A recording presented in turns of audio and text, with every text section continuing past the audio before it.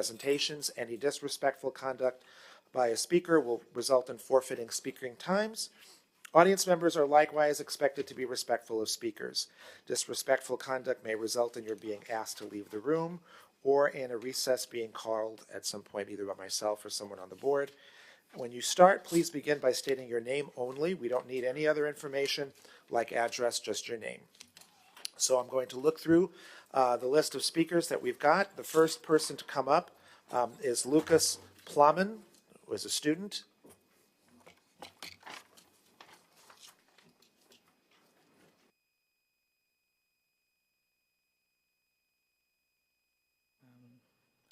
So do I start? Okay. Good evening, everybody. My name is Lucas, and I'm a 16-year-old transgender male.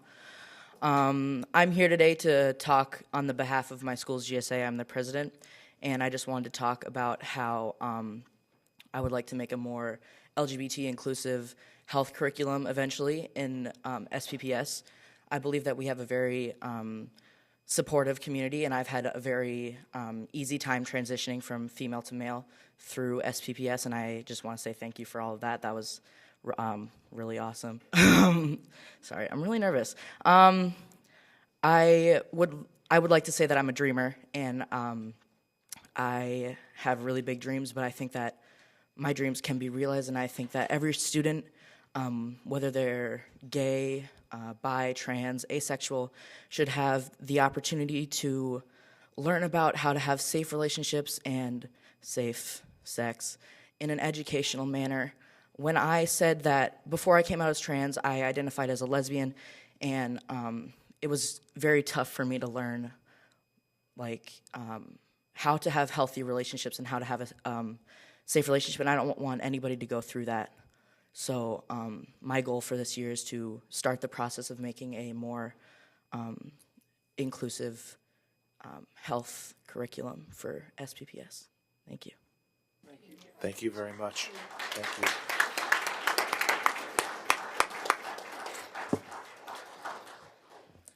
We now have a group of folks who are here to talk about solar panels, so I'd invite those speakers to come forward.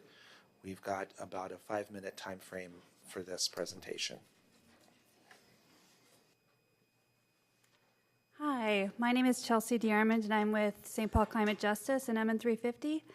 And we're asking you to consider community solar on St. Paul Public Schools. Having St. Paul students host My Community's Power sends a very positive message and signals a brighter future for our families. There are no other opportunities like this for low-income families, including renters. This is a great opportunity for community engagement and outreach on the most critical and urgent issues of our time. Hello, my name is Retta Power, and I'm speaking on behalf of Central High School and the Environmental Club there.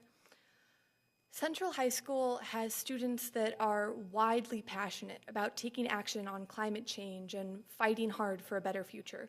But sadly, a lot of students don't think they have the resources or the information that they need to be able to be the change they want to see in the world.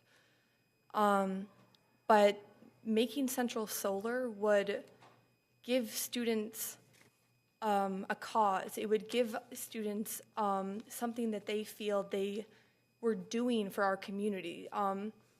Central could become a hub of growth, of sustainability within the community, and could really give back to the residents that live near the school, but also could provide educational opportunities for all students eager to learn about solar energy and about environmental action, things that are going to be such a present part of our futures after we graduate from high school, as well as like who we are now and the world we live in at this time.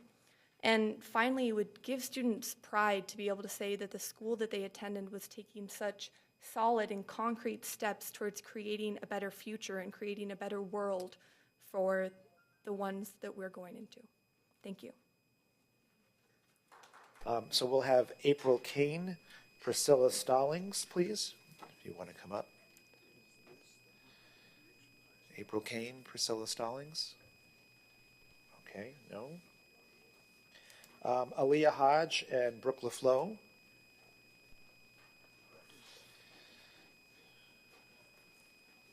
Hello, I'm Chris Hartman. I am here as a steward for Local 70, the custodial bargaining unit, and we are currently negotiating our contracts.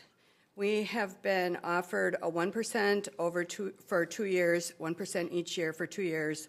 That's not a fair or equitable offer. Most other bargaining units in this district have lane and step increases built into their contracts, which are automatic wage increases, and those lanes and steps are not considered when negotiating contracts this time around. Therefore, almost all other bargaining units receive increases above the 1% increase cap. We don't have lanes and steps in our contracts. This past year, we've lost more than 10 positions. We've gained 2 entire buildings and lots of additional space in other buildings, making our work even harder this year with fewer people covering more area. We start early, we stay late, we clean up the most disgusting things you can imagine and things you can't even imagine. We come in when the weather is considered too dangerous for everyone else to work. We work overtime, we work weekends, we work Sundays, we work holidays. We do this because we believe our contribution is important to our students' safety and comfort, as well as yours. It's truly disheartening and demoralizing when we are constantly reading announcements of new hires for the superintendent's office or facilities department when we have suffered staffing cuts and are being offered so little. The tiny increase offered to us is not equitable and not in line with other bargaining units' increases. We are asking the Board of Education for a compensation package that reflects the increase that others got and increases that reflect the important nature of what we do for our students. Thank you. Thank you.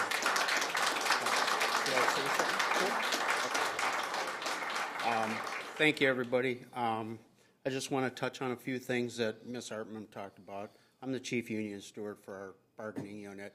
The last contract we had in our total package, we included a shift differential for our guys. We lost that shift differential for 83 people. So now, this year, we got additional 317,000 square foot added on to the St. Paul schools, plus 2 additional buildings, and we got 10 people. So now, what are we doing? We're asking, our day people to work additional hours to cover buildings, cover permits, concerts, programs, everything. We're asking these people to work, a typical person that goes home at 2 o'clock or in the afternoon to work till 6, 7, 8, 9 o'clock at night. When we lost the shift differential, they were talking about a quality family time. Well, now you look at our day people and what kind of quality family time are they getting? None. We sat down with some of our administrators and people from facilities and guaranteed that if referendum went through, we were going to get our people back. Well, we're waiting. We would love nothing more than to get our people back, get our shift differential back, and I think we could all be happy. Thank you. Thank you.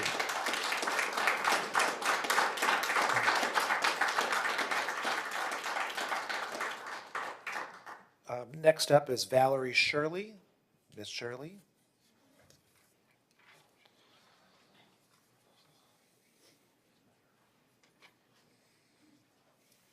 Good evening, and thank you for your time. I'm a parent of a student at Humboldt High School who is deaf, and he is cognitively delayed as well.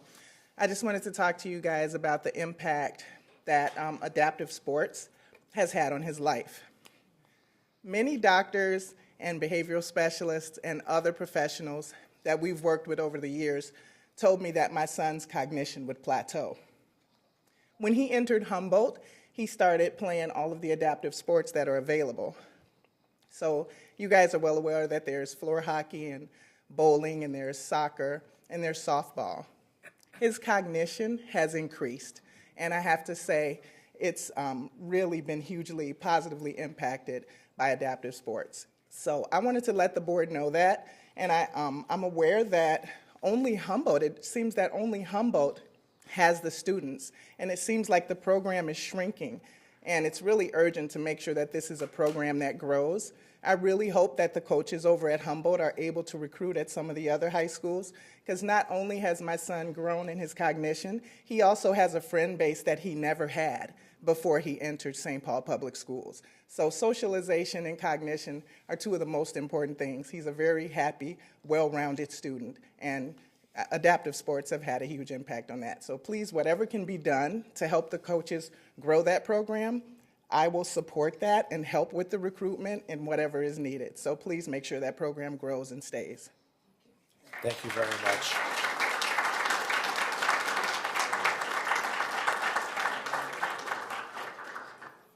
Now we have, and I'm going to try to read the handwriting, John Jaleo. Great, thank you.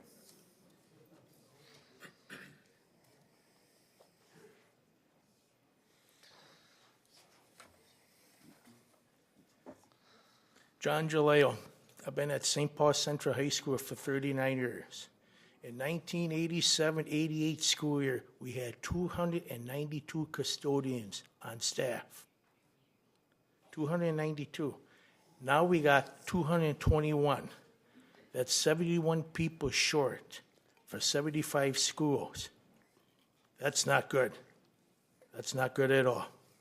Schools are not getting cleaned proper. We have snowstorms. We all got to show up because our coordinators come out and make sure we show up with our parking lots not plowed, streets in St. Paul not plowed. We're supposed to wreck our cars coming in. Number two, our contract. I heard $9 a week, $468 a year. That's a joke. That's a cut down on us. Thank you. Thank you.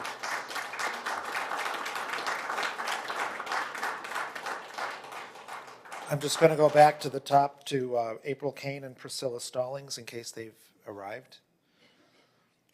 Okay, we are through our list of public comment speakers. We will adjourn until the start of our regular board meeting, which will be at 6:05. Thank you.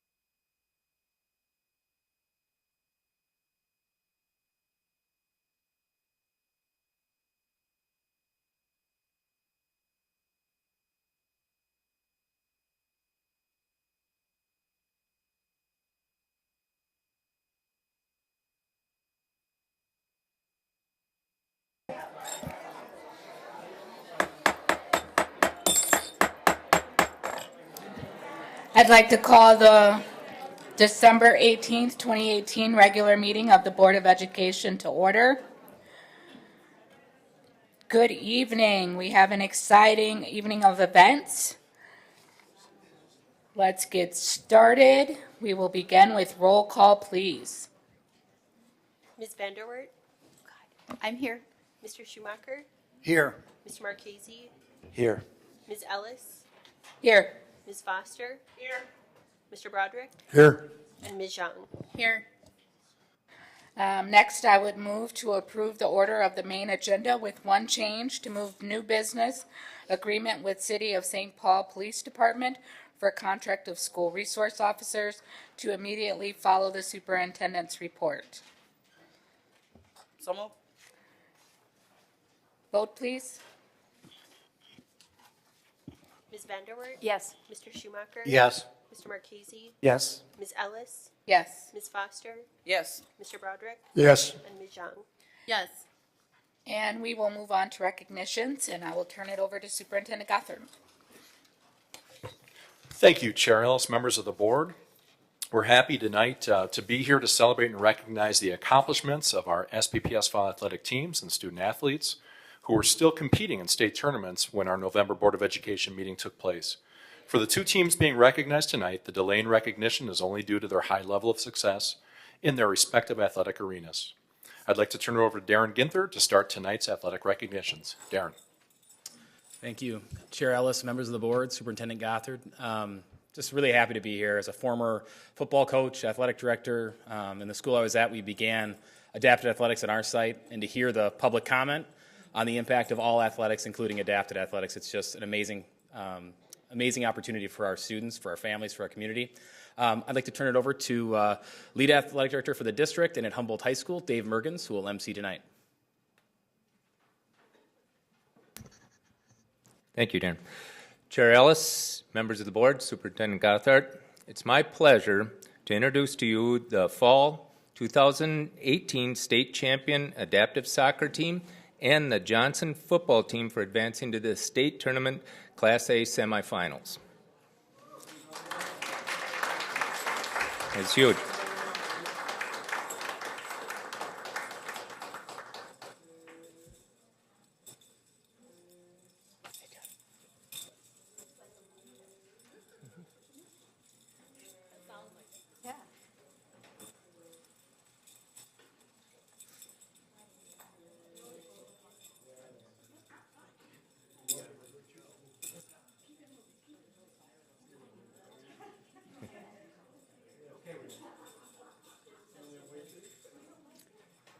I want to thank all the parents, relatives that support their kids in schools. And I want to take this moment to say how proud I am of the 5 adaptive soccer players and their coaches, not just for their state championship win, but for the sportsmanship and fair play during the state tournament. You all represented our city very well. I received many compliments for our team's exceptional sportsmanship throughout that tournament. That is where champions are really made, is by their sportsmanship, and it makes me very proud. I would like to now introduce the St. Paul Hawks principal, Mike Sadopka, to introduce the state tournament champion team coaches. Thank you, Mr. Mergens. Chair Ellis, members of the board, Superintendent Gothard. I'm Mike Sadomka, the principal at Humboldt High School, and I am so proud to introduce our state championship athletes. In St. Paul, we don't get many state championship athletes every year, and Humboldt High School has produced a great crop. I'd like to first introduce Ms. Mary Bolin and Mr. Dave Vibar, our coaches, to come on up to introduce the team.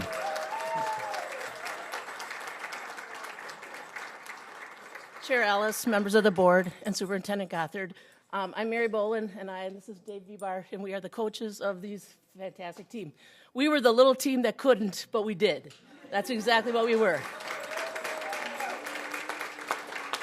At the beginning of the season, no one ever would have thought that we would have even got to the state tournament, and we did, and then to win it was like out of this world. It was great. So now we'd like to introduce our team.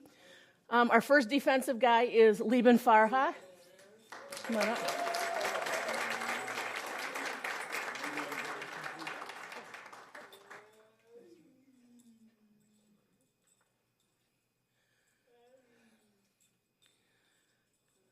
Next, we have Mustafa Muhammad.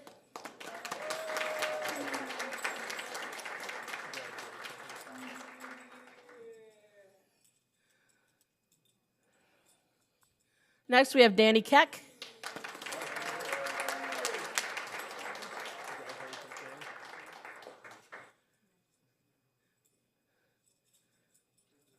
Next, we have Musab Drake.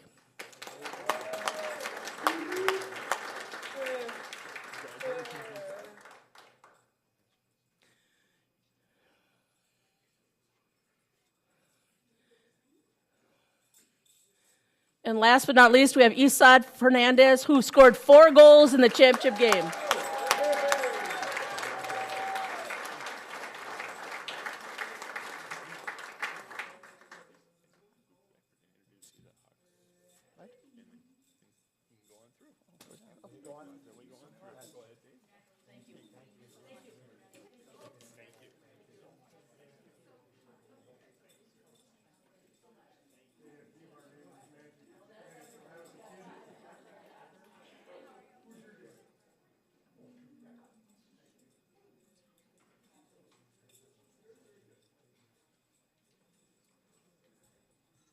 You can see why that public comment was very timely. Our fabulous 5, the smallest team in the state tournament and actually in the whole league, and yet they showed that all the power and to be able to run away with a championship team. They were actually 14-1. They only lost 1 game that season.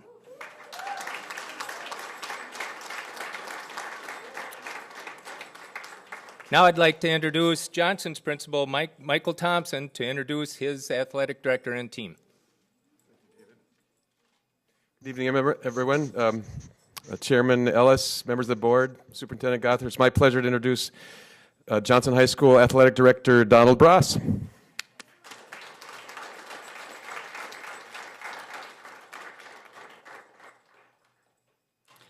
Chair Ellis, members of the board, Superintendent Gothard, thank you for this opportunity to recognize our outstanding football team for their accomplishments over the course of the year.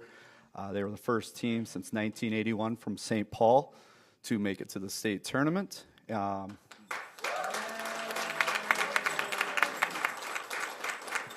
this time, I'd like to introduce to you our coach, Eric Mulberg.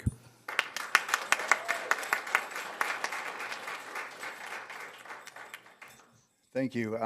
Thank you to the parents for coming tonight. Thank you for letting us be up here. I really appreciate the opportunity to represent St. Paul and coach here. So I'll introduce my guys. We have a basketball game this evening, so we're missing some basketball players as well. So we're 28 strong out of 40. So we'll bring them up. First one is Rance Jones.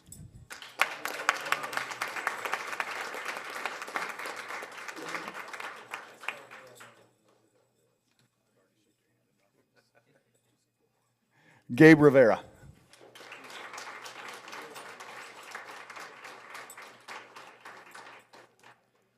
Jamar Adajay. Did I say that right?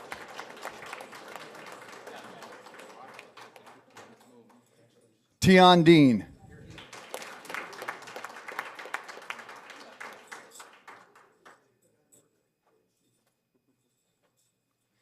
Joey Moberg.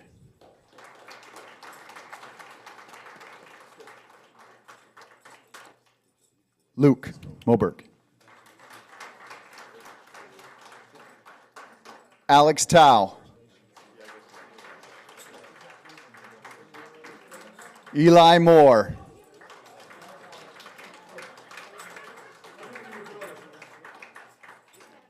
Drake Teal.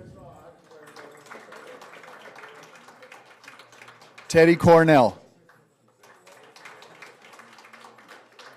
Sam Cray. Tommy Heesh. Demarion Nelson. Daniel Lee. Eku Tu.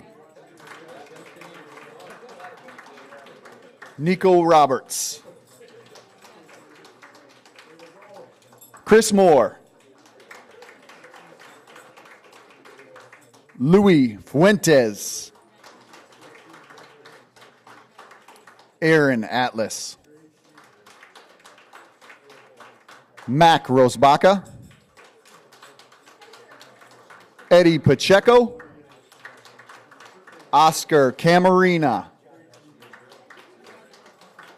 Brandon Gomez, Travis Zhong, Daniel Fuentes, wow, Keelani Cummings, Antone Glassby, Peter Lohr, Javari McCoy, Coach Knox, Coach McGimby, and Coach Monkwitz.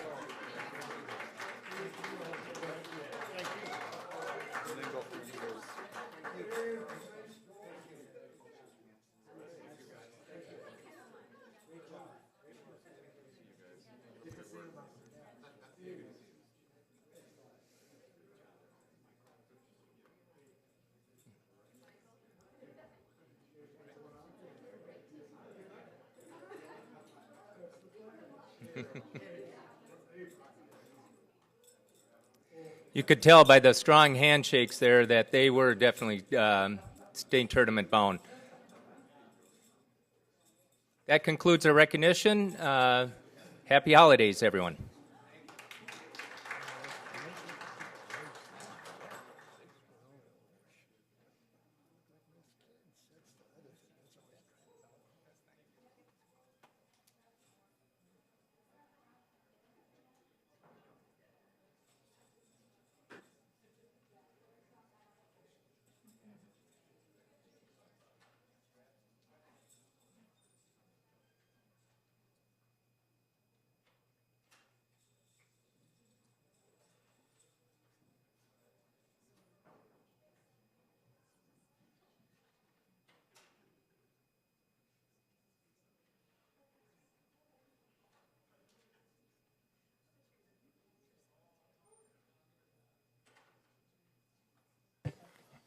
All right, thank you. Always fun to have our schools and student athletes and community come here to be recognized. So let's keep it up. Chair Ellis and directors of the board, I'm honored to bring forward recognitions of our employees. I would like to introduce Chief Baker in recognizing one of our teachers and 2 instructional teams for their outstanding work here in the district. Thank you, Superintendent. Chair Ellis, members of the board, I have the distinct pleasure and honor of recognizing first one of our teachers here, Steve Gent. And if he could come forward, I'm going to talk a little bit about Steve. Steve Gent, economic teacher at Central Senior High School, was recognized for having won the 2018 3M Rising Star in Economics Award given out by the Minnesota Council on Economic Education, MCEE. He was given the award at the MCEE Econ Fest event this fall. Steve teaches 11th through 12th grade IB economic systems at Central High School. He has been teaching economics for the last 5 years, beginning when he took advantage of an opening at his school to teach at AP macroeconomics class. His students benefit from having him as a coach for an economics challenge team, and his providing resources for them to continue learning outside of class. Sponsored by 3M and the Minnesota Council on Economic Education, the 3M Rising Stars in Economics Award will annually recognize one newer teacher who has shown commitment to economic education and professional growth. Board members, I would like to present Steve Jentz.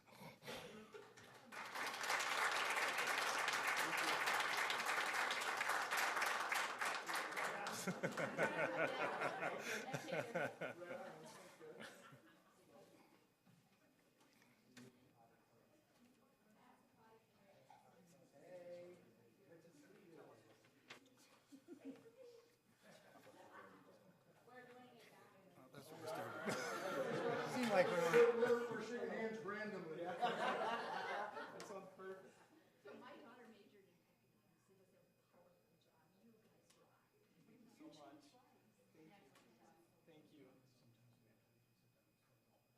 Yeah, I'll try not to put you to sleep. All right, thank you. Thank you. For the kind words.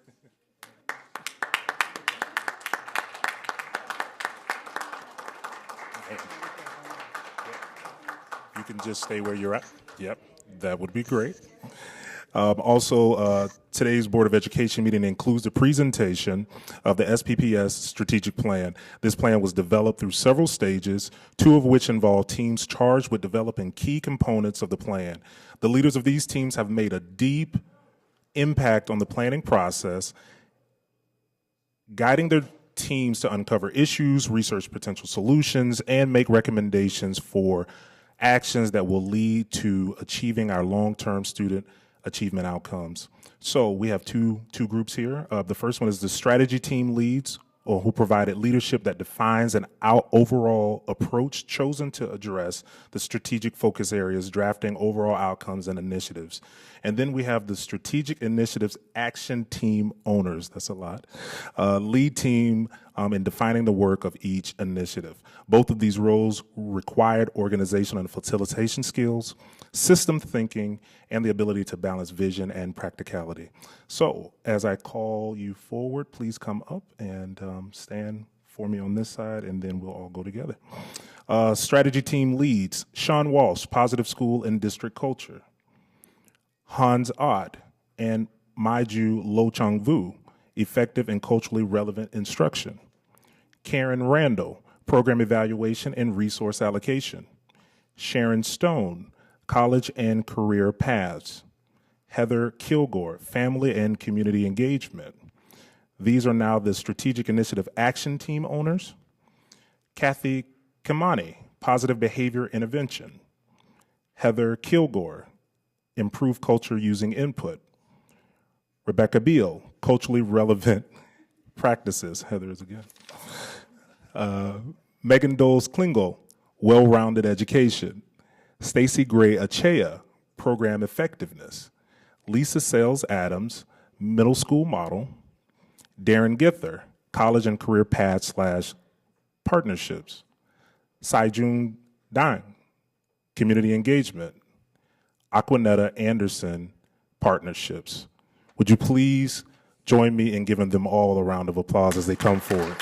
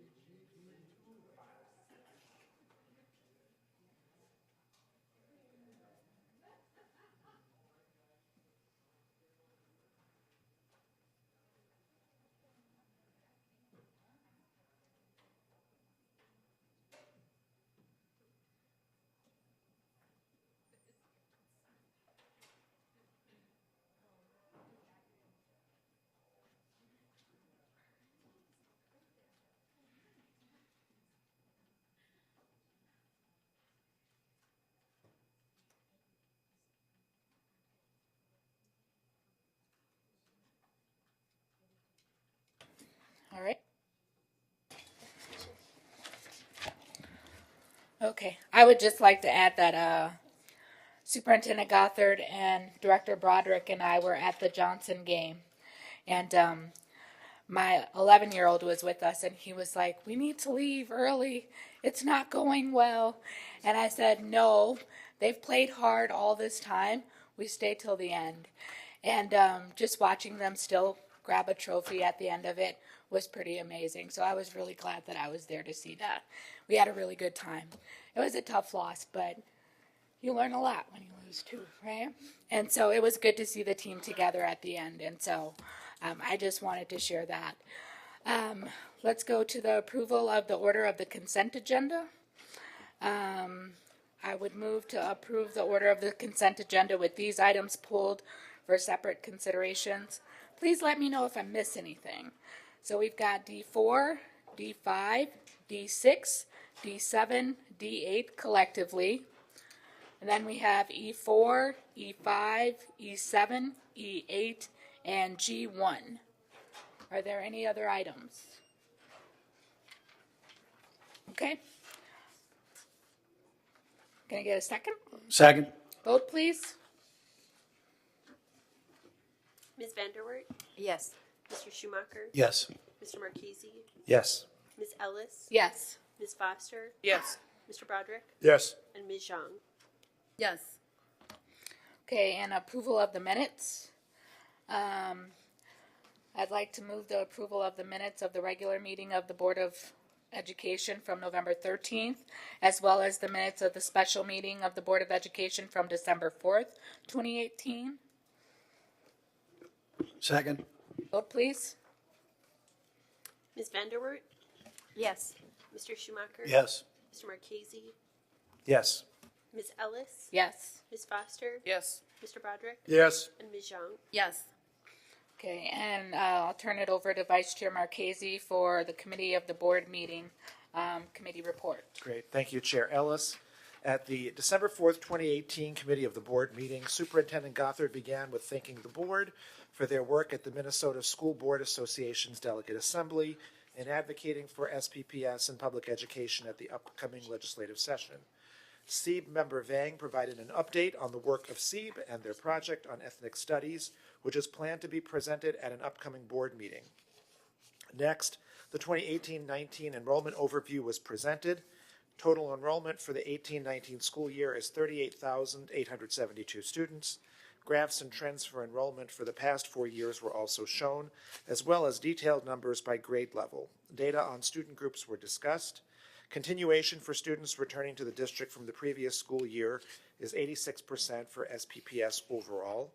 A summary of uptrends with kindergarten at the highest enrollment of over 3,000 students was displayed, as well as the horizontal and downtrends.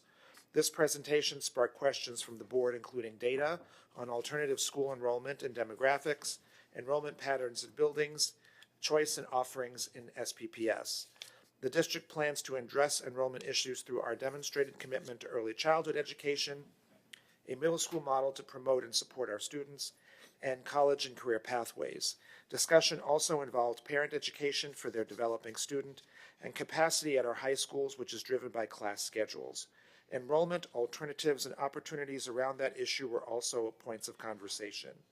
Next, a policy update was presented with 2 proposed policies brought forth: Policy 505.00, Bullying Prohibition, and Policy 416.00, Drug and Alcohol Testing.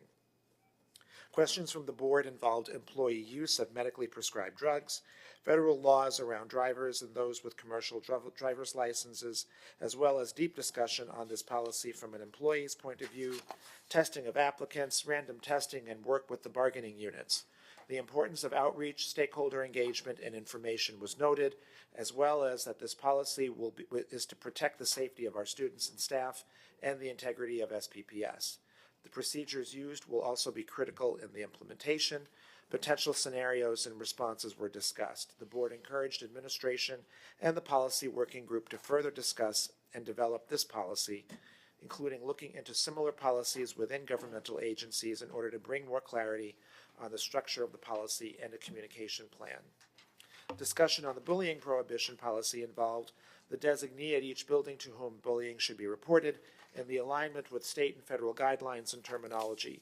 It was noted that while the legal term needs to be bullying and for searchability purposes, it would be helpful to focus on what we want instead, an environment that is accepting, nurturing, and respectful.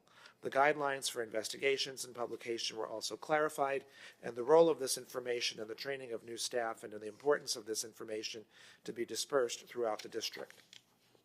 Administration also presented responses to the Latino Consent Decree Parent Advisory Council, which began with demographics of Latino and LCD students in SPPS and an overview of the Latino Consent Decree and Parent Advisory Council recommendations. In response to Recommendation 1, revise the district guidelines in regards to counseling and support in the schools to LCD-eligible students. Administration is working with the SPPS counseling team to ensure access to elective and advanced courses, scheduling, professional development, program coordination, and monitoring of graduation requirements. Recommendation 2 involves continuing to strengthen the collaboration with community-based organizations and SPPS district programs and schools, as well as examples of those opportunities. An update of the status of the 2016-17 recommendations were also discussed, including 4 that are in place, 1 that is in progress, and 1 under review. The board inquired about recruitment opportunities for Latino students to become teachers or EAs and involvement in our Suitor program, as well as preparing middle school students to be supported and successful in accelerated and advanced classes in high school. Discussion also centered on the progress letter that is sent to families, timing and opportunities for automation, and the integral role of counselors in our schools for both students and families. Data was requested on Latino students enrolled in advanced classes and examples of progression for students in advanced classes, and including with SEEB and College in the Schools. The opportunities to support students to both enroll in advanced classes and to thrive in them were discussed. Parents and family members also noted the importance for families to understand and know the context of the progress letters and graduation requirement credits information that they provide for each student. Counselors, bilingual EAs, and staff are critical as they engage with our students and those who may be new to this country to ensure they are in appropriate classes for their individual skill levels and needs. Opportunities for placement evaluations were noted, as well as working with human resources to identify those willing to serve, and those, meaning those staff, willing to serve Latino students. I move the board accept the report of the December 4, 2018 Committee of the Board meeting and approve the minutes and recommended motions of that meeting as published. Second. Vote please. Ms. Vanderwerf? Yes. Mr. Schumacher? Yes.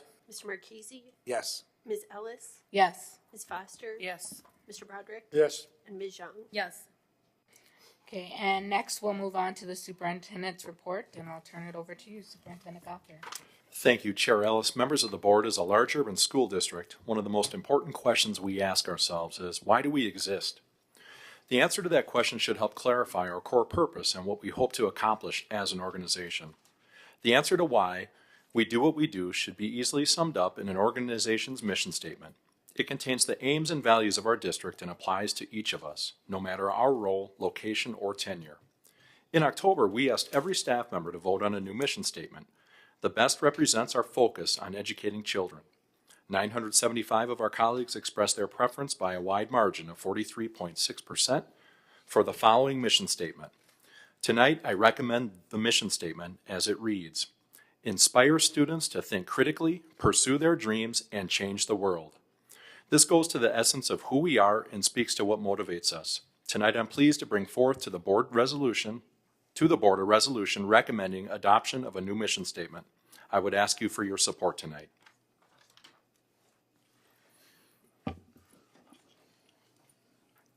So moved. Second.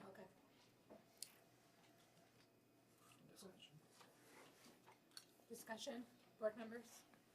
Questions? Nope. Okay.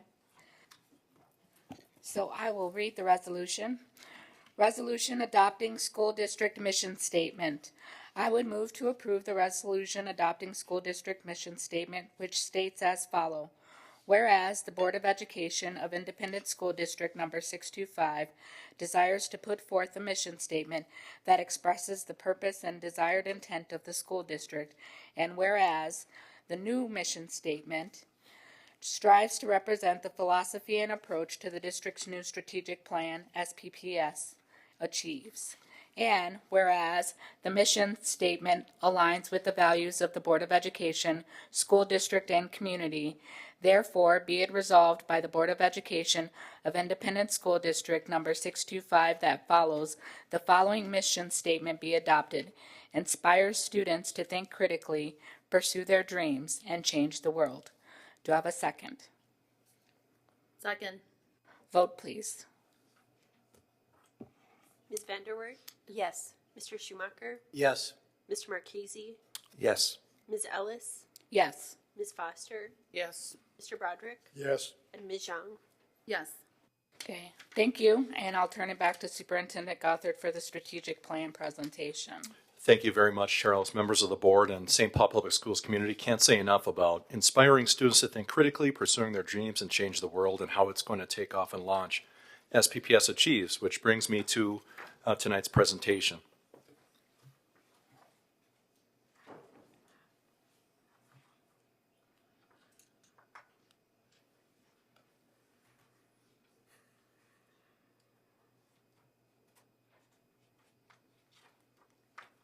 Thank you, Jerry.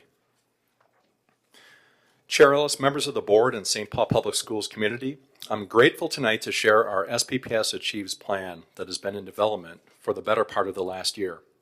This is the plan that will guide our short-term and long-term future. Perhaps there are some awaiting the specific detail, line-by-line efforts in this plan, the very product or decision that leads to the change they are looking for. SPPS Achieves is a 5-year plan, and this Phase 1 presentation is very much focused on the foundation of what is needed for long-lasting system change. This is not the first time you've heard me talk about system change. Previously, I have mentioned the research of Robert Marzano and Tim Waters when discussing first and second order change. First order change is incremental and many times begins to fray, causing an unrealistic expectation on the system when it comes to achieving our goals. In other words, we try and many times do everything to quiet both our critics, compete with external variables, and let's not deny attempting to create the improved student achievement. Incremental change often does not stick. Funding runs out, leaders change, focus moves to another area, and we are left wondering, why did we do this? And many times do not have good information to let us know whether or not it was even effective.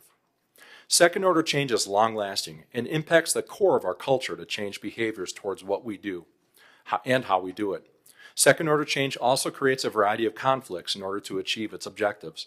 People may change jobs, an initiative may be discontinued, and many times new work means new learning. All of these are likely to be the case in some form or fashion in St. Paul Public Schools. SPPS Achieves is our effort to lay a strong foundation of meaningful and ongoing engagement, evaluations of our practices, measures of success, and managing the conflict that is sure to be presented by both what we are doing and what we are not doing. However, our goal is to build the structure necessary for improved student achievement that is long-lasting for St. Paul Public Schools. Our community deserves this. There will be plenty of both new and current initiatives that support this work, and our systems are going to transparently present ongoing results with our stakeholders to both hold us accountable, but even more importantly, to celebrate our success. Educating children and young adults is a team sport. Now more than ever, we need everyone to work together in ways never imagined before. We are far too talented and committed as a community to let any child, family, or staff member down. Let me now share SPPS Achieves with you.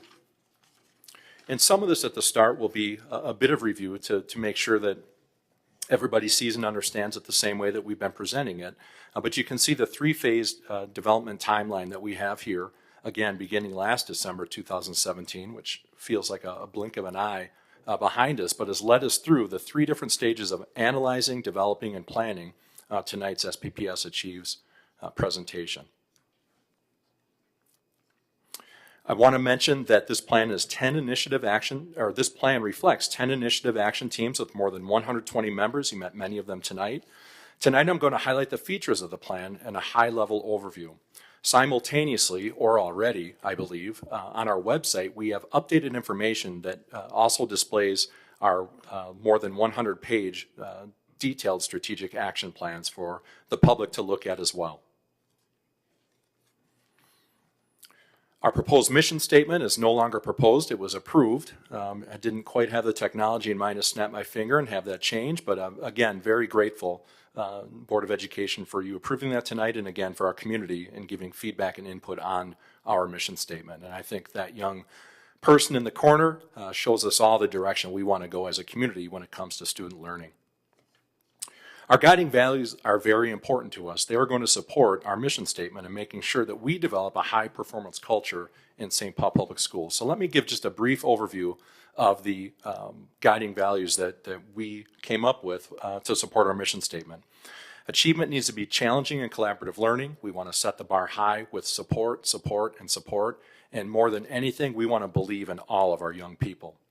Communications is an entire focus of this plan. It's centered on engagement and partnership with families and community. You'll see that theme throughout. Continuous improvement, we are going to create a high-performance culture by building capacity and strengthening areas of success and making necessary changes in areas not working well. Collaboration, a sense of honor in how we work together. Historical marginalization sadly defines our past and to some degree our current culture. It does not have to define our future. Accountability, many factors guide a high-performance culture. We have to equip and support our staff, create sound operational plans, and ensure that we allocate resources with both the short-term and long-term in mind. And then finally, inclusive culture. I've said it many times in 17 months. As an organization, we have to improve our culture. Difference is not a deficit. It has the potential to be the single biggest asset we have as a collective. Embracing our ability to partner together, manage expectations, and celebrate success will likely be the most important driver in the success of St. Paul Public Schools achieves. We have stakeholder engagement has been an ongoing thing that dates back to even when searching for a new superintendent. We've collected a great deal of information to truly help us inform and set this important foundation. And I want to explain a couple of things to you as we move forward. The implementation teams are going to use variable engagement strategies to best reach the stakeholders they need to inform their plan. These include both in-person and online engagement in order to inform, consult with, and involve stakeholders throughout the implementation of the plan.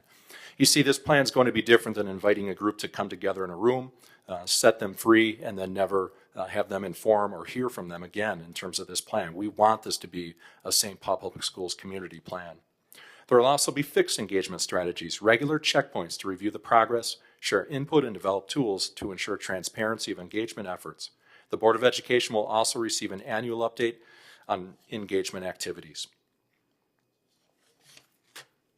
Our long-term student outcomes, we chose these long-term student outcomes to ensure that each student has an opportunity to demonstrate the impact of our plan. Achievement must not be by chance. Where you live and predictability by race, income, or language has to be disrupted. Our ongoing 38 outcomes will provide our internal and external community an opportunity to learn about our progress. We will communicate to the community in both an ongoing and in a summary annual report. We will always use important data to guide our work and truly inform this working plan. So let's talk a little bit about how we'll know the plan is working through our performance measurement system. In order to know if our plan is working, we have to have a system to measure, track, and report our progress. To that end, we've designed a performance measurement system. The role of the performance management system is to articulate where we want to be at the end of the strategic plan. It is high level and meant to be used strategically. It sets our intention for success of the plan. It measures our progress and becomes the way to communicate both internally and externally where we are. Last, it becomes a yearly benchmark for us to look back at our progress as well as plan for the next year. The 5-year target measurements are both attainable and aspirational, and that is to say they reflect the extent to which we as a district believe we can organize and develop our capacity to change student outcomes within the 5 years of the plan, as well as establishing goals for ourselves to improve in ways that will produce different student outcomes that we currently observe within the 5 years of the plan. We believe there's incredible growth potential and will have no problem resetting our expectations more aggressively based on observed measurements. In developing targets, we first reviewed the literature on performance management and goal setting. To help inform our 5-year targets, we studied comparable districts and then created a rigorous process in which each metric was reviewed according to 7 factors. And those 7 factors are the baseline or our current status, the trend or most recent history, the educational context of the local, regional, and or federal influences, the potential for implementation lag or the time it may take to implement changes with fidelity and see impact, the nature of the student group or the unique characteristics of the student groups identified in the outcome, and the current state or the extent to which any schools and or students were currently achieving it at levels specified by the potential 5-year target. And finally, as I mentioned, we did use research and best practices for setting these attainable goals. So as you look at this here, and here's one example of our measurement for success system, because the long-term student outcomes are visionary statements and cannot be measured as stated, measures and metrics were developed for each long-term student outcome. The measures and metrics are what and how the long-term student outcome will be measured. We have 10 measures that are translated into 38 different metrics. This slide is an example. At the top, you will see the long-term student outcome and the measure. The measure is the Minnesota Comprehensive Assessment, or MCA. and that is something that many of us know about. On the left side of the slide is the metric. The metric is worded as different than what has been commonly used. The next column, which is the first column of the data, is the baseline data of 23%. Baseline is the school year 2017-18 prior to the strategic plan. The next column is the 5-year target of 12%. And the third column is the anticipated percentage change, in this case, negative 48%. In totality, using the measure of MCA to represent the increase in academic growth, specifically, the percentage of students meeting math proficiency in the prior year who are not proficient in the current school year will go from 23% baseline to 12%, minimally potentially lower in 5 years. When that occurs, it will represent a negative 48% change over 5 years. The different measures that were used, or that are used in our system, are FastBridge, graduation, graduation rates, ACT test scores, post-secondary clearinghouse data, access for ELLs 2.0, or alternative assessment access for ELLs 2.0, Minnesota Comprehensive Assessments in Math, Reading, and Science, and work sampling, which is available for SPPS pre-K students. We'll also use the postgraduate SLEDS data warehouse for us to gain important information about what our students do after high school graduation. Each of the metrics has a 5-year target. In most cases, the baseline is the school year 17-18, which is prior to implementation of the strategic plan. The target is set for school year 2023 to 24, which is the year following the end of the strategic plan.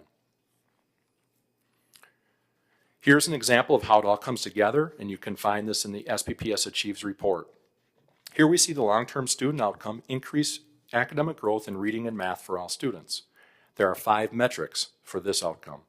We are using the measures for the Minnesota Comprehensive Assessment in Math and Reading and the FastBridge Computer Adaptive Assessment in Reading. For each metric, the current status or baseline is identified, and next to it is the 5-year target and then the anticipated percentage of change between the baseline and the 5-year target.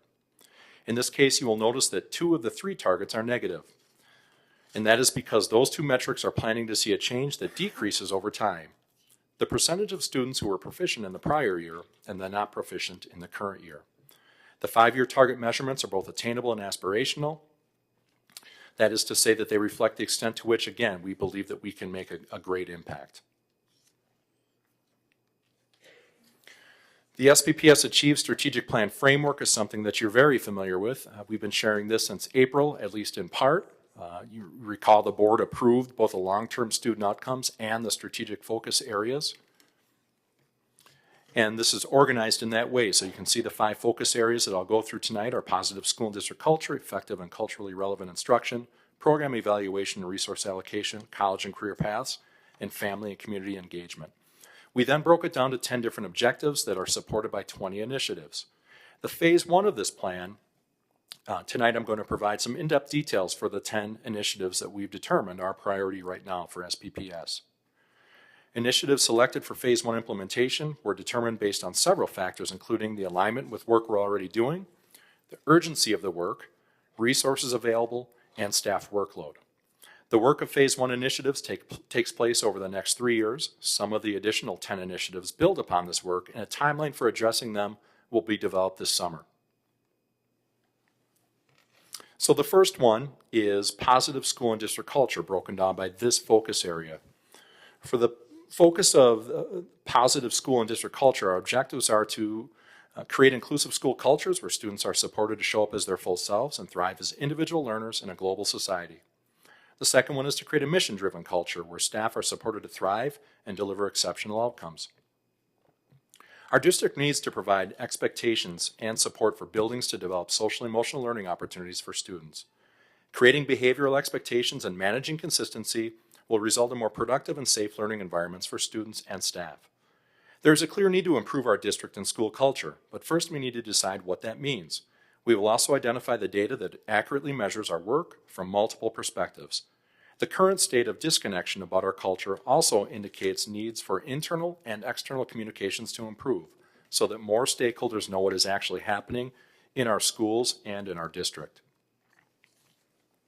Initiative 1A is about how we will build a positive school climate and culture by standardizing positive behavior Behavioral Interventions and Supports, or PBIS, as the district-wide approach. In the PBIS approach, school staff identify goals and desired academic and social outcomes, establish school-wide systems based on evidence-based practices, and collect and use data to guide decision-making. To more fully implement PBIS, we will work with stakeholders to define and standardize PBIS practices and expectations with particular attention to cultural relevance. This means understanding, valuing, and managing diversity as key factors of positive behavior supports and interventions. It also includes researching and vetting resources for social-emotional learning, curriculum, and support for sites using restorative practices. This spring, we will conduct a current state analysis at all sites. This will help sites identify their next steps in strengthening their PBIS implementation. We will then prioritize professional development for school leadership teams and other staff, including paraprofessionals, in order to help improve our practice. When PBIS practices and supporting systems are implemented with high fidelity, the following outcomes are possible: reduced major disciplinary infractions, improved and pro-social behavior and emotional regulation, improvements in academic achievement, reductions in teacher-reported bullying behavior and peer rejection, and an overall improved school climate.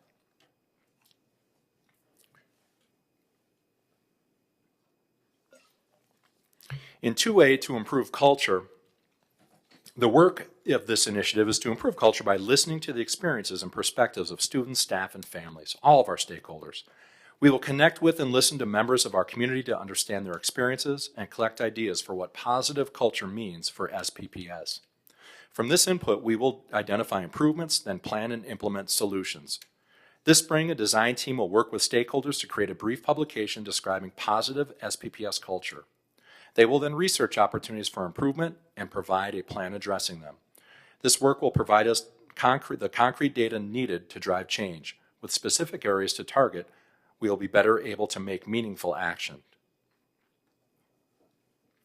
The next focus area is effective and culturally relevant instruction. For the focus area of effective and culturally relevant instruction, our objective is to increase our capacity to meet the instructional needs of each learner. This objective directly reflects our guiding value of achievement and its intersection with inclusive culture. To meet the needs of all learners, we must have a laser-like focus on historically underserved students.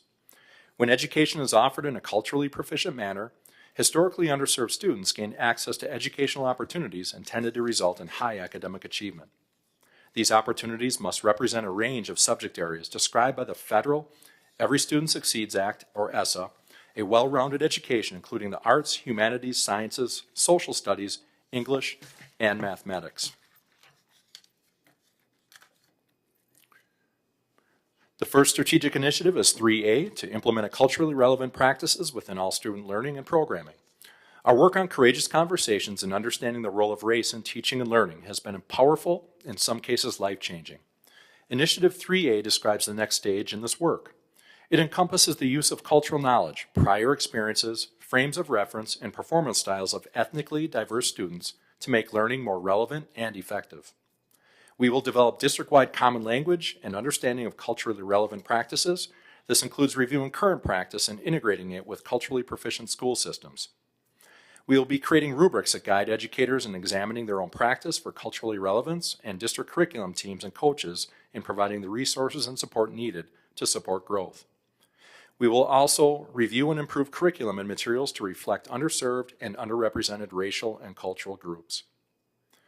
Professional learning aligned with educator effectiveness and focused on student performance takes into consideration the student's culture, learning style, and academic need.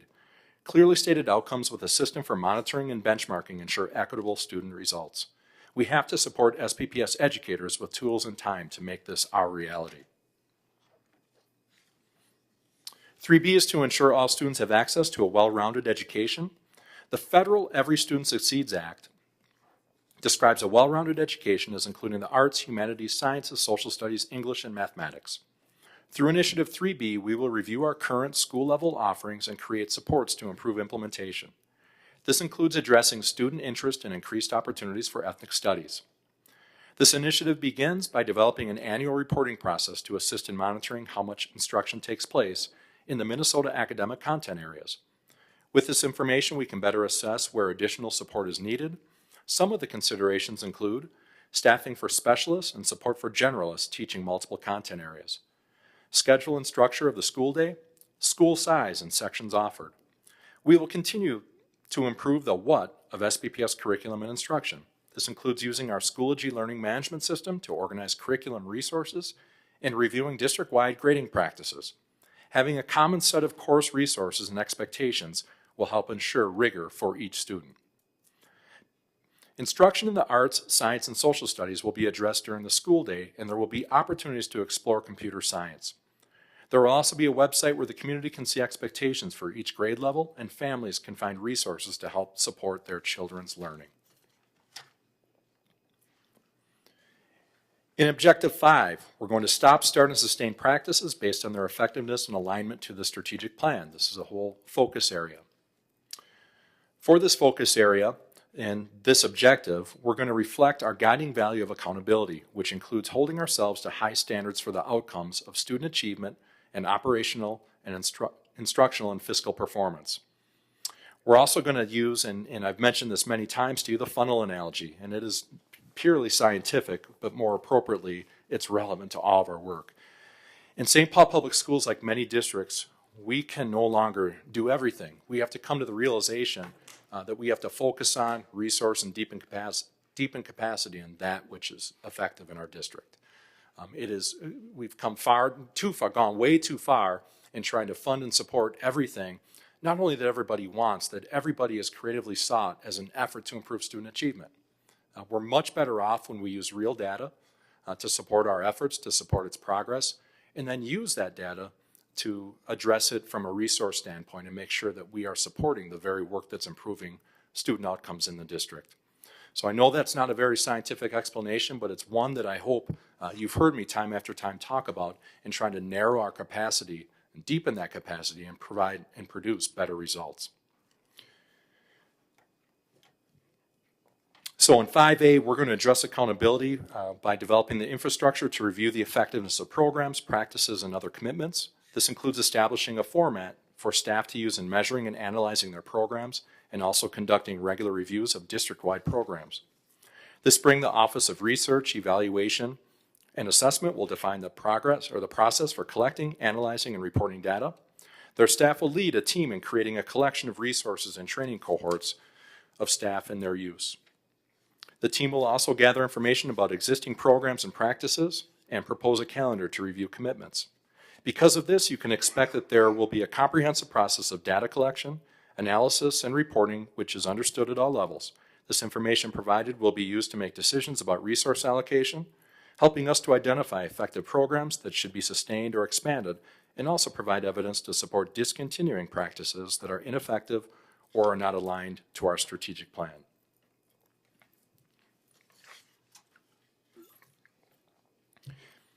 (5B) is about identifying and creating a district-wide middle school model. Our middle school initiative 5B applies to this commitment, and this fall an action team thoroughly reviewed middle school best practices and developed recommendations for improvements for students in grades 6 through 8. This spring, district and school staff will mobilize to prepare for school-level changes at grades 6 through 8 programs and K through 8 programs next fall. These include a daily schedule with 7 periods that allows for time for student advisory classes called Foundations and professional learning communities or PLCs for teachers. Revising the Foundations curriculum, enhancing opportunities by the use of personal learning plans and social emotional learning. Improving literacy instruction following the Readers and Writers Workshop model. Then in school year 2020 and 2021, you will see updated core and elective courses and interventions and accelerations in alignment with core curriculum. Expanded college and career exploratory experiences, increase use of interdisciplinary teams for how we schedule our students and our teachers, and improve student leadership programming. To support this work, we are hiring a district middle design coordinator and a professional learning leader for each school. District academic offices will be organized to support middle level enhancements. Middle school counselors will be added to K-8 programs who do not currently have them. We will also add non-licensed staff position at middle schools to support family engagement. Because of this work, you can expect SPPS middle schools to more fully address the unique needs of middle-level learners. This is a critical issue in SPPS. As you know, families begin to determine their children's attendance early in SPPS, their attendance and enrollment. We know this because our data reveals an enrollment drop in grades 6, 7, and 8, and then somewhat of a resurgence in high school. I want to create a system of middle schools that our community can value and be proud of. Often labeled the most difficult years, I believe it is a great opportunity to make a lasting impact, filled with aspirations and curiosity to be found in our high school programs. Our next focus area is college and career paths. For the focus in this area, we want to increase opportunities for students to envision their future, explore careers, and prepare for college, provide career-focused, hands-on opportunities for all middle and high school students. One theme from the community listening sessions was an ask to help students plan for life after high school. We heard that repeatedly. Currently, St. Paul Public Schools offers 100 career and technical education courses and 11 broad career areas where students explore careers, obtain leadership skills, develop skills specific to a career field, and apply learning to real-world problems. Each career area receives support from business and community partners through an advisory committee. We also have established career pathways that provide our students 3 to 4 year sequences of courses that consist of rigorous opportunities, early college credit, certifications, and experiential learning in high-wage and high-demand careers. From the comments we learned that many families do not know about these opportunities exist, and we know that the opportunities are not evenly available across all high schools. We also need to include elementary and middle school students in considering their future selves, helping to provide relevance for their current learning. 6A will develop a model for career, college, and life readiness that begins in the elementary years. Career awareness opportunities will be built into the elementary curriculum in middle schools. Students will be engaged in career exploration. Students pre-K through 12 will create and regularly update personal learning plans to help focus on achievement and aspirations and provide information to their teachers that helps them in personalizing learning. Learning plans will follow guidelines from state statute, which requires learning plans for grades 9 through 12. There will be modifications appropriate for each grade level. These would include goals and action on how to accomplish those goals, career pathway preferences, identified support if not making adequate progress on goals and/or pathways, aptitude and interests, identified mentors and counselors, and learning mode preferences. To this end, in the spring, we will be gathering information about current college and career curriculum and pre-K through 8 programming and building on this to create a catalog of resources for all schools. Next year, there will be a pilot career exploration and awareness program with a few elementary and middle schools.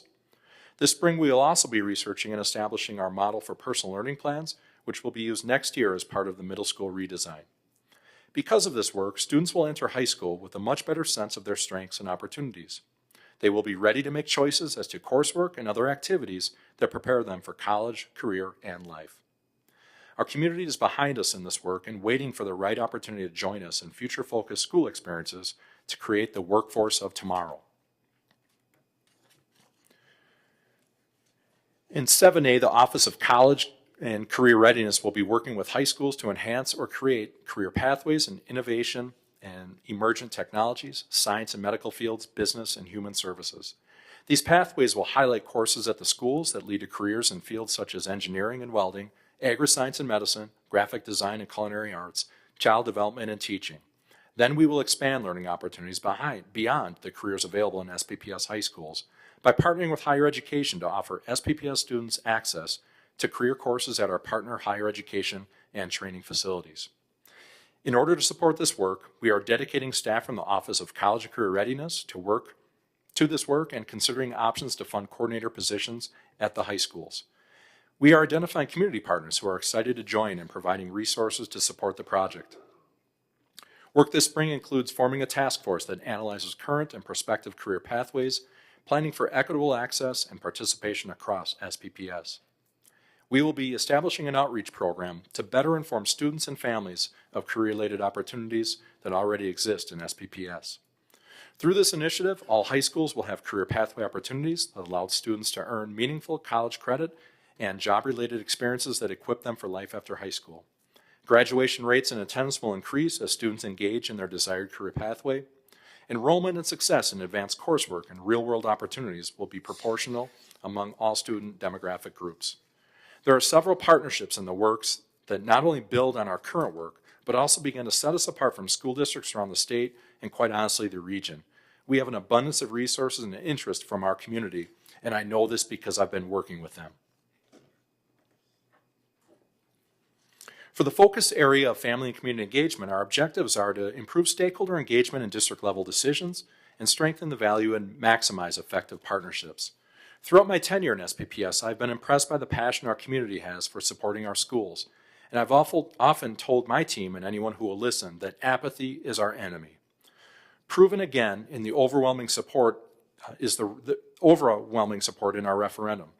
Passion also shows in ongoing dialogue about how decisions are made and who has a say. We owe it to our community to provide clear guidelines and opportunities for engagement so all stakeholders feel included and informed. Partnerships provide welcome support for SPPS students and are a bridge between schools and the community. The success of our science partnerships demonstrates the potential impact in other areas. As reported at the October Committee of the Board meeting, business, university, and informal education partners are significantly enhancing the way SPPS students experience science. Elementary fieldwork at sites including the Minnesota Zoo, Science Museum, Science Bell Museum, Gibbs, Farm-Bakken Museum, and others. Practical lab experience like 3M STEP program. Funding for teacher-created curriculum and materials through Minstella and other professional development. Aligning our partnership work internally so we can strategically work with our community to improve our long-term student outcomes will be a source of pride for our entire community. In 8A, in identifying these formalized structures for engagement, this spring we will review the Internal Association for Public Participation Spectrum with stakeholders as the basis for SPPS guidelines, engagement guidelines. This spectrum helps to establish goals and outcomes for participation, from informing, seeking feedback, to partnering in decisions. We will develop a collection of engagement strategies and work with district staff and community members to apply them. Next year's work then moves to identifying and revising practices that hinder community engagement. With these engagement guidelines in place, you should expect to have district decision-making roles and opportunities for engagement clearly identified. Examples might include improving arts, athletics, and club opportunities in St. Paul Public Schools, transportation, boundary, and pre-K through 12 articulation in SPPS, and specific program placement throughout the district. I mention these because I often hear these. In 9A, reviewing relationships with our external partners to better meet student needs, we will reorganize the way partnerships are managed in order to improve the experience for partners while ensuring the partnerships are meeting the needs of our students. This includes collecting data on existing partnerships, standardizing reporting requirements and monitoring effectiveness, and identifying new opportunities. We will do this by centralizing the management of partnerships within the Office of Family and Community Engagement. This spring, a team led by this office will work with partners to create the management structure, develop a database of existing partnership systems to ensure alignment with long-term student outcomes. Because of this structure, we will be better able to match schools and partners to ensure that these partnerships are achieving their intended outcomes and aligned to SPPS achieves. As I've mentioned, in SPPS, we have an abundance of partnerships and they're everywhere. And I think that's one of our greatest strengths, and it's our greatest opportunity to make sure that they are aligned and making sure that they're impacting our students the way that we want them to. So those are the 10 strategic initiatives that I share with you tonight. I want to add another section of the plan, though, that we created. When I first began to look at the framework, I wanted there to be visible expectations of the way our roles are adding critical support to improving our long-term student outcomes. And when you first look at the plan, you might think that these are absent in how we're going to create improved outcomes for students with disabilities or English language students or any number of the disparities that we want to remove in how students achieve in SPPS. So I thought it was really important for us to have kind of a core set of beliefs around these important areas called academic services. Here we are still, because this is a working document somewhat, that may very well change that to academic priorities, but that's another story for another day. But I wanted to share with you these academic areas tonight and make sure that you see that they're an important part of this plan as we move forward. So early learning, literacy, math, and multilingual learning, these again are some of the core expectations about what these areas, these departments, these key stakeholders, internal stakeholders are doing to serve our students and our schools and our families. Personalized learning, school improvement, and specialized services. This might not be an exhaustive list of everyone or every department or every single individual in the school district, but it's a pretty important one as we want to reach the goals of SPPS Achieves. And then finally, I think we need to talk a little bit about resource allocation. So I want to be very clear, and the bullet points up there speak to this, but I want to also add this, that tonight I'm going to talk to you about resource allocation in three distinct ways. And they do build on each other a little bit. One, we have allocated nearly $4 million in funding for the first 10 initiatives in SPPS Achieves as part of our fiscal year 20 budget, so that budget process that is ongoing right now. In addition, we are in the process of understanding our budget forecast for the next school year as well. Our goal, as always, is to minimize disruption to schools, and now, at the same time, in redirecting priorities with SPPS Achieves. You can probably imagine trying to simultaneously balance those two things. It's going to be quite the task. And I say this because we are in the process of and will be going through a process of priority-based budgeting. And what I mean by that is that though we've dedicated $4 million right now to the first 10 strategic initiatives for next year, we know that our referendum proceeds are far more than that, surpass that amount. But I don't want to say that we've already earmarked $18 million, roughly $18 million, to say that this is what it's going to fund, because we still have to get through our current budget scenario. We know that there's other factors that input or that impact the revenues that we get in St. Paul Public Schools. We know that student enrollment brings in revenue. We know that activity at the state legislature with the new administration could change what next year could look like. But those things are uncertain. I would be irresponsible right now as the superintendent to this Board of Education to spend $15, $16, $17 million and say this is what we're going to fund next year for SPPS Achieves. So we have to do this in iterations. We have to do this with current, relevant, timely data that we have. And we have to be nimble in how we do this because there are many different factors that are moving at the same time. But what I'm most happy about is that we have a plan that can guide some of these decisions. And within that plan are efforts to make even greater structures and supports so that we can make really good decisions that are going to eventually impact our long-term student outcomes. The other thing I think that's important to mention is that we are going to create plans to fund additional strategic initiatives over the next 1 to 3 years. A lot of them will build off of each other, but again, we have to look for, and you saw in my presentation about our program evaluation and supports, we're looking for things in our district that aren't serving our students well so that we can reinvest those resources. And I think that's really important. Many times, we hear that and it's defined as a cut. I'm looking at it more as a reinvestment to fund and deepen capacity in that of which is working. And this plan is going to allow us to identify those things. It's going to allow us to understand and articulate and communicate what our priorities are. So I wanted to make sure that I was able to talk a little bit about resource allocation. As we go through the budget process, the priority-based budgeting process, you will see clearly now that we have a plan that has nomenclature that we can clearly cite areas that we're asking for budget to be spent, proposals to be spent that's going to fund our strategic plan. We'll be very careful to make sure that we're pointing out those areas, and certainly if it's new or continued or discontinued funding as well, and where it relates. Finally, in conclusion tonight, I want to thank members of the board for putting trust in me to work with our community and staff to deliver this plan. This is truly the foundation for us to build our work on. This was truly a team effort with many individuals and groups that contributed impressively in the creation of SPPS Achieves. I'm deeply appreciative of their efforts and look forward with excitement to our continued work in implementation. Assistant Director Karen Randall assumed the primary responsibility for facilitating the completion of our plan and offering strong technical management and keeping us on course. Karen, I can't thank you enough for managing all the information coming your way, and even more noteworthy, managing the people contributing to the plan, including me. With that, I'm proud of our work and ready to implement SPPS Achieves. And again, I thank you to the entire community and all of you who contributed.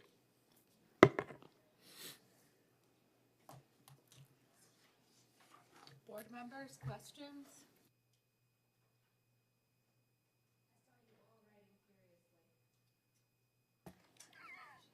No. Director Schumacher? I have some comments. The questions will be ongoing, I think, for all of us. But from my perspective, I was talking to Director Vanderwood about this. This is the end of a 3 or 4 year process for some of us, longer for others. And it is exactly what we've asked for, what we brought our superintendent on to do, and what we, our expectations and our confidence in the team that was here and that was put together by Dr. Gothard to create this plan. You know, there are,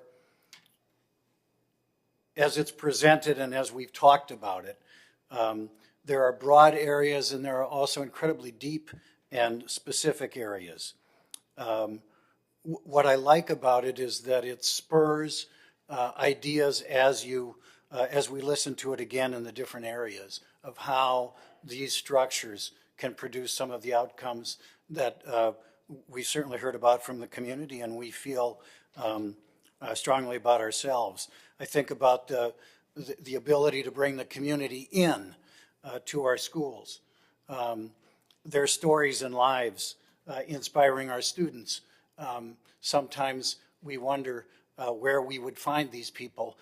They live next door to us and they are the parents and the relatives and our community members. And to be able to build on those strengths is exciting. The well-rounded education, the ability to bring arts, science, our athletics, as we've seen tonight, these important pieces of what it takes to educate the whole child.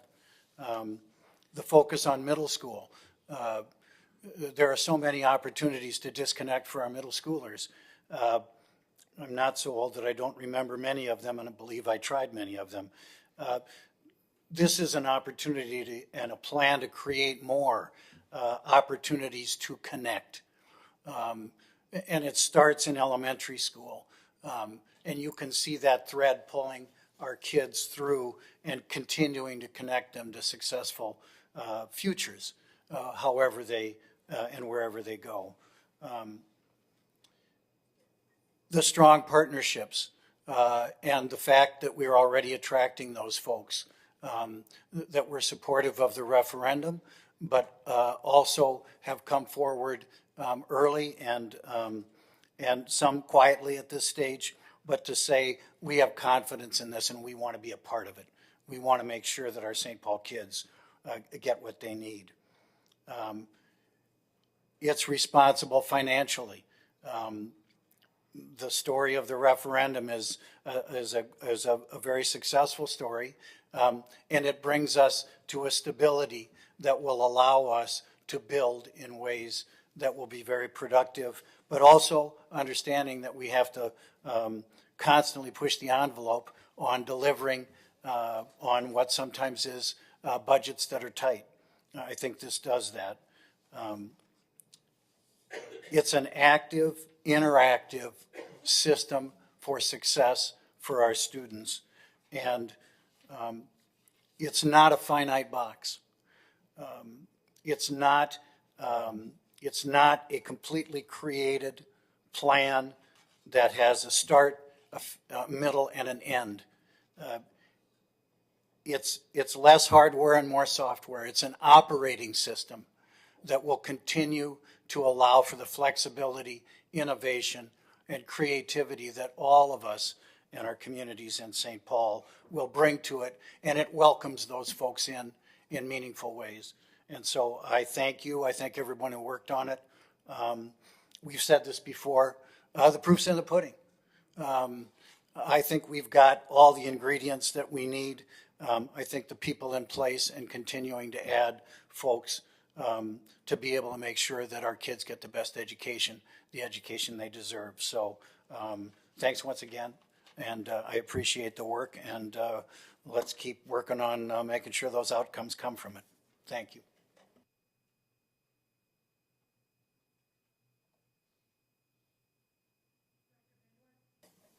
I can add a few comments, I guess.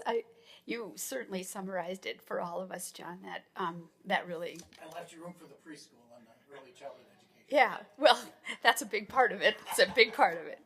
But I'm excited about this plan. I think if you don't have a plan, then you have no focus, and anywhere you can do anything because you don't have a destination in mind. So having a plan is really important, and I think you hit the important things that we've been sort of looking at as we've learned about the district and as we have gotten to know our schools and our kids. I think you've nailed it for what's important. Culture is really important. Having a plan to improve our culture, both in our schools, but overall as who we are as a district. And I think having clear expectations for that is really important for our success. I love that we're using data a little bit more. I think data can be, in my experience, in our experience, Jeannie, we learned that data can help inspire. It's a way of getting reinforced for your successes, but it's also a way to know what you need to do differently. So using data, I think, is really important, and having clear targets is a good thing too. We know what then to work on. I love the word consistency across the district. I think part of that is equity. I mean, it's a piece of equity in some ways. I mean, not that every school needs to be the same, but I think some consistency around standards and expectations is really important, and you put that in here. I also love the opportunities for our students to be in the real world, and I think that's what I mean. I've been reading stuff, and they talk about the important things in education are not really what they learned in chemistry, or biology. It's about being able to communicate and being able to collaborate and think critically and work with other folks. And I think giving them an opportunity to go out into what's happening in the real world has a great potential for building those skills, but then also giving them an opportunity to contribute and then to see what's possible for their own lives. And then, of course, family engagement is always been, I just really believe that if we aren't working with families, we're missing out on a great resource and do a disservice to our kids if we're not looking at that whole child. And of course, I'm so excited about the preschool because that can change everything. It will make everything easier and I think change our city. So congratulations on finishing this up, and thank you to everyone who worked on it, because this is reflective of a lot of hours and a lot of expertise and study, and just so you know, we appreciate that. Let's get it done now, because we got to see the outcomes from all of this.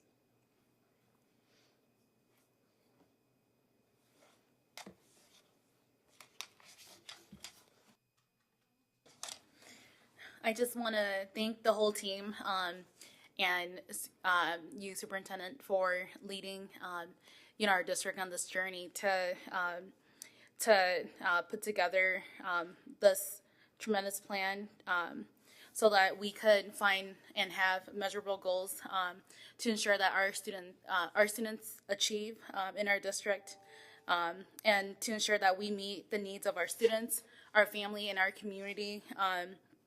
And we meet them where they're at, and we ensure that, we continue to be inclusive and relevant to them, because, our this plan was about feedback and comments and what we've heard from the community as, we held sessions to better understand where families are at, how they perceive and see our school district, and what they hope and dream for our kids.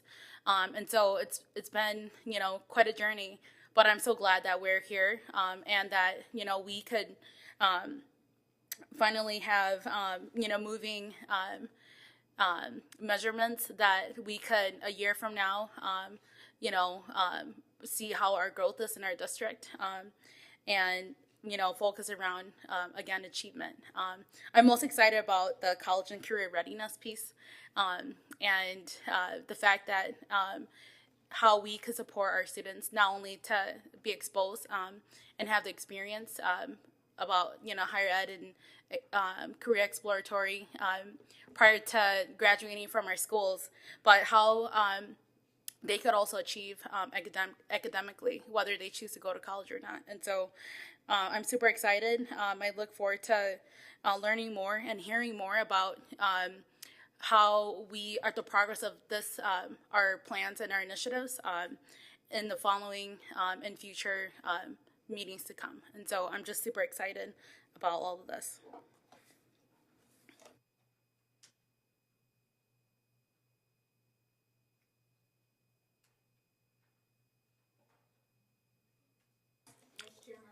Sure. Thank you so much.